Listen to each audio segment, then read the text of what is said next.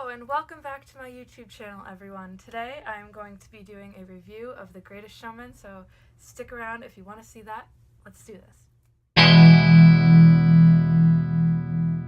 Hello everyone, I am doing this review with a special guest today, Hello. Sarah. This is my friend Sarah. Hi.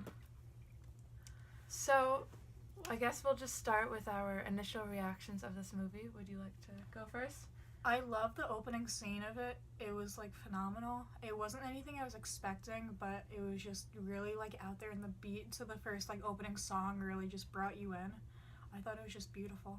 Yeah, same. I mean, the second it opened, I was grinning and I knew that I was going to love it. Started with the old-timey 20th Century Fox thing, and then it cut to a new one, and then that first song, The Greatest Show, very strong. The bass to that song was awesome. I know. We were jamming out to it on the way home. Also, the soundtrack was a huge part of it for both of us.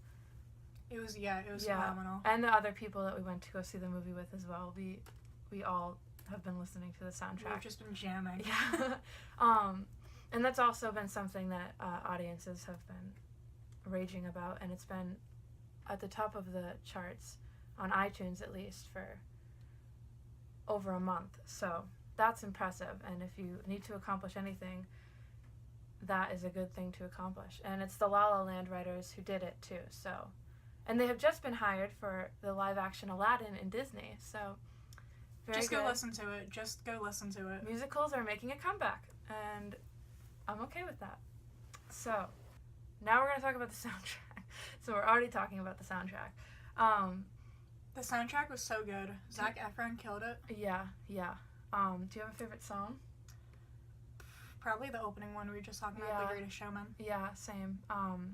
That or This Is Me, which I know is another. But I've actually really come to what's the second song? A Million Dreams. That's A Million Dreams. That was so good. Yes. Unfortunately, the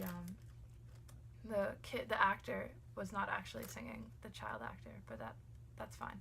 We'll talk about that later. Yeah, I mean, we've discussed the soundtrack. We both think it's really strong. Mm-hmm. And you don't even need to just watch this review to hear that. I'm pretty sure everyone's saying it. So let's move on to Hugh Jackman in the role of P.T. Barnum. He's been wanting to make this movie for a very long time. I read this morning that he read over a dozen novels about P.T. Barnum. Wow. So, to study for this role, so that's insane. This was kind of 20th Century Fox's way of rewarding him for 17 years of Wolverine, and I mean, I think it paid off. It was a completely different role than what he's used to. Yeah, definitely. exactly. And I mean, you could tell how much fun he was having making this movie. Oh yeah, all the different dancing and singing, he looked like he was having fun. Yeah, it was definitely different than him and Les Mis, which is a totally different musical. Mm-hmm. Yeah, also he can dance, which I did not know. Yeah, he can dance really well. That was impressive, and a lot of running and singing at the same time. Very lovable. He made P.T. Barnum a lovable person, mm-hmm. which I guess is something to applaud him for. Michelle Williams, who played his wife. So good. She did so good. First of all, beautiful. Gorgeous. I like her more in every role that I see her in. I remember I saw her in Manchester by the Sea last year, or 2 years ago now. It was in 2016. But, and I know she's in the upcoming Venom movie, so she's kind of working her way up, and I'm looking forward to seeing more from her. I mean, I thought she was a very good singer. Yeah, definitely. I felt very sympathetic. Really talented. Yes, very lovable character as well. Zendaya. Okay. Zendaya killed it. She's absolutely gorgeous. killed it. Gorgeous. Oh my gosh. I think she's a perfect human being. Not yeah. gonna lie. I think she also deserves a leading role soon. I would like to see that. Oh yeah. I mean, her first two feature films, Spider-Man: Homecoming and now The Greatest Showman, have both done incredibly well, and she's been very talented in both of them, and I think that eventually I would like to see her in a leading role and not like a Disney Channel kind of thing, but She deserves better. She does. And speaking of Disney Channel, Zac Efron. Zac Efron. The entire time he was singing, I kept thinking about like High School Musical. Yep. And it was just kind of weird, but We were the High School Musical generation. We were the target age group yeah, when that first movie came out, definitely. and then the second movie as well. And like, it I don't know about you, but it annoys me that he kind of tries to ignore the fact that he was in High School part Musical. of High School Musical, even though it's what made him famous, and He's trying to let it go, and he where can't let that basically go. all of his fans came from too. Mhm. So, As he's growing up, we are growing up, and Yeah. he needs to acknowledge that. and I'm glad that he's kind of going away from the raunchy comedies, and now he's making this movie, and he's signed on for a couple other more serious films as well, and I think that's very fascinating. I think that's perfect. I love the fact that he went back to his musical roots, though, because he's so good at performing. Oh my god. And how many shots did you see him take in that one song? I think it was 11. He took 11 shots. He took 11 shots in one song. In that one song with Hugh Jackman. That was incredible. We were sitting in the theater, and I heard like little kids sitting behind us, and I was like, oh no. Oh no. So much drinking. Oh my goodness. It was funny though. That was a good number. Yeah, And he was definitely. And when he came out at the end, Oh my God. so good. I mean, he's so talented, and he should just embrace every aspect of his triple threat nature. But in terms of the other actors, I mean, not many other people had very large roles. I want to see more of, I think it's pronounced Kayla Settle. I know she was on Broadway, and she played the bearded woman in this movie. I wanted to see more of the Freaks, and they didn't. Yes, I wanted to see more of the Freaks as well. They were kind of flat characters, and I wanted to see more of them. Yeah, you could tell that the actors were trying to do the most that they could with the limited lines and stuff that they had. But, I mean, some of them I just wanted to know more about. Like that woman that was, like, all white with, like, the really curly white hair. I kept seeing all the Freaks. I'm like, what's their deal? Why are they here? Yeah, like, what's their special talent? Like Sam Humphrey. I wanted Tom to see more. Thumb. I wanted to see more of him. Yeah, he was really good. And when he did, I mean, I think he caught my attention every time he was on screen, mainly because of his facial expressions, Mm-hmm. and he had some really good one-liners too. They really brought him in the beginning with the soldier, and then they let that go, and I wanted them to continue that. Yeah, me too. Although I thought it was cute when he was riding the elephants. That was I thought the kids all did a very good job. Definitely. The two daughters. The one who played young P.T. Barnum, also Elias Rubin. Mm-hmm. He was a good actor. I mean, he wasn't in it for a while, but like when he got slapped, I mean, yeah, that was so good. And yeah, I thought he caught my attention when when he was fighting for the bread. And the one who played young Charity as well, also very good. The two daughters, adorable. Mm-hmm. Loved them. I also found out in my research that P.T. Barnum actually had two otother daughters too. Really? And I just didn't put them in the movie, which I thought was interesting. But I liked how the one daughter had her thing, and the other daughter, like, I should say I didn't like it. The one daughter had her thing of the, like, ballerina and stuff, and the other one just didn't. Yeah, definitely she was put into more of it. She's developed a little bit more. Yeah. I liked how the other one was a tree. So that was so cute. But I did think they did a very good job. And they were good singers, too. Mm-hmm. Rebecca Ferguson, though, who played Jenny Lind, the opera singer, who did not sing opera. I was a little caught off guard by that.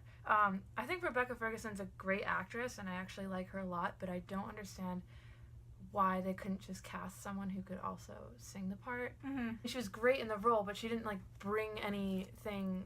No, she didn't bring like, extra, and special. then she's not, like... She's a big name, but she's not such a big name, like Meryl Streep or something, that would bring in her own audience. So I don't know why they didn't just cast someone who would also sing the part, but I mean, that's my only complaint.